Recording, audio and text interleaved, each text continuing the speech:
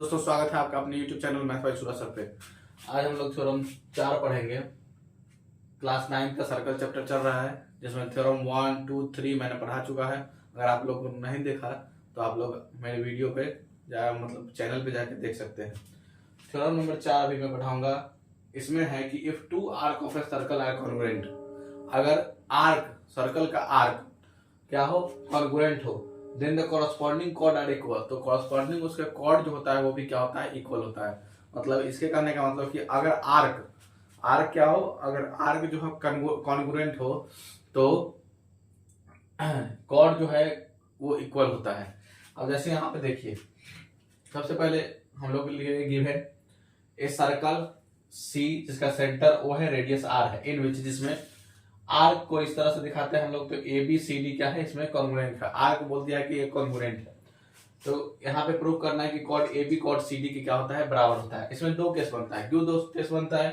क्योंकि सोचिए अगर यहाँ पे ए बी हम लिए हैं, अब इसमें ये जो कॉर्ड ए बी है इसके इधर वाला पार्ट जो है, छोटा पार्ट होता है माइनर पार्ट, माइनर बोलते हैं उसको। इधर वाला को बोलते हैं मेजर।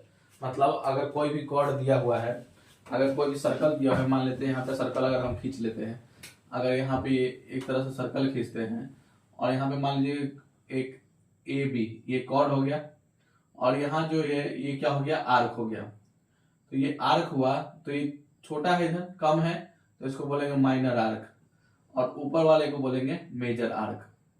ठीक है। अगर इसमें ए बी माइनर है तो अगर हम मेजर आर्क का नाम पूछेंगे तो क्या होगा, तो मेजर आर्क का नाम हो जाएगा इसमें बी ए।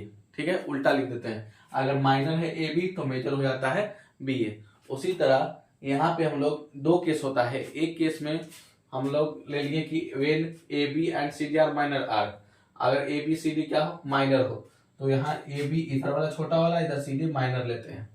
और एक में लेते हैं हम लोग ए बी सी डी जब मेजर हो, तो ए बी और सी डी अगर हम मेजर लेते हैं तो उसका माइनर बन जाता है बी ए और C D D C, sorry ठीक उल्टा बताए थे कि ए बी और सी डी अगर हम मेजर ले लेते हैं, ए बी अगर हम मेजर लिए तो उसका माइनर बी ए हो जाएगा।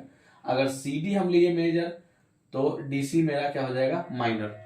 तो उसी तरह यहाँ पे दो केस बनता है, और उसी तरह सब में जैसे किए हैं उसी तरह हम जाएंगे। वेन ए बी और सी डी को माइनर आर्क ले लेते हैं, और ओ से ए को, ओ से बी को, ओ से ए को, ओ से बी को, ओ से सी को और ओ से डी को ज्वाइन कर लेते हैं। अब हम जानते हैं कि यहाँ पे सबसे पहले कि ओ ए हम जानते हैं कि यहाँ जो ओ ए है और ओ सी है बराबर है। ओ ए और ओ सी बराबर है। क्यों बराबर है? कि इच इक्वल टू रेडियस, सभी रेडियस के बराबर है इसलिए बराबर है। अब यहाँ ओ बी और ओ डी क्या है, ये भी बराबर है। क्यों बराबर है? क्योंकि सब रेडियस के इक्वल है इसलिए यहाँ पे बराबर है। ओ बी ओ डी बराबर है, ओ ए ओ सी बराबर हो गया। उसके बाद angle A O B, angle A O B मतलब ये एंगल और ए एंगल बराबर है। ये कैसे बराबर है?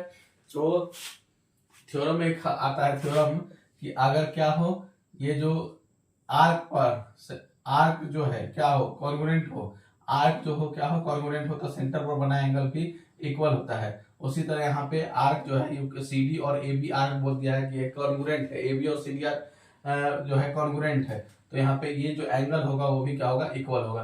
तो साइड एंगल साइड प्रॉपर्टी से ट्रायंगल ए ओ बी और ट्रायंगल सी ओ डी जो है वो क्या हो जाता है, कॉन्ग्रुएंस। और कॉन्ग्रुएंस होता है तो हम लोग यहाँ लिखेंगे कि ए बी और सी डी किस प्रॉपर्टी से, तो बाय सीपी सीटी क्या हो गया, ये प्रूफ हो गया कि कॉर्ड ए बी ये वाला कॉर्ड और कॉर्ड सी डी ये वाला कॉर्ड आपस में क्या हो जाएगा, बराबर। मतलब यहाँ पे आर्क दिए हुए था कि अगर आर्क क्या हो, कॉन्ग्रुएंट हो, तो कॉर्ड क्या होता है, इक्वल होता है। ये हमको प्रूव करना था। अब केस 2 में आ जाता है। केस 2 में क्या लिया है, तो यहाँ पे लिया है कि A B C D minor नहीं है, ए बी सी डी क्या है, मेजर आर्क है, तो उसका माइनर क्या बनेगा, तो बताया था कि अगर ए बी मेजर है तो उसका माइनर बी ए बन जाता है, और सी डी अगर मेजर है तो उसका माइनर डी सी बन जाता है। तो यहाँ पे हम लोग बी ए और डी सी को क्या मान लिए, माइनर आर्क।